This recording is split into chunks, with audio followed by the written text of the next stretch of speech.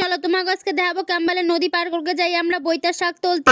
বাজে বেলা 12টা আর আমি খাইয়া দাইয়া চুপচাপ বইয়াছিলাম। সে সুখ কি আমার কপালে সহ্য হবে? মাসি ফোন করে কয় কি যে চল নদীর ওই পার যাবো শাক তুলতে, আর তোর মামা যাবে বাড়ি। এদিকে দেখো মানুষ ঠান্ডায় বাসে না, আর আমাকে পাড়ার পোলা প্যান গুলান গাঙ্গের মধ্যে আজকে চুবনি খাই। এই দাও আমার ছোট্ট মাসি ক্যাম্বায় ঠান্ডায় কাঁপতেছে। মাসি রে তুই বাড়ি যা, তোর আজকে খবর আছে। তা যখন তোর এই ভিডিওটা দেখবে নিখাত তোর লাডি দিয়ে পিড়াবে।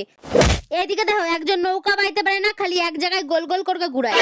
শত বাধা বিপত্তির পর 7 সমুদ্র 13 নদী পার করে আমরা চলে আসি নদীর এই পারে।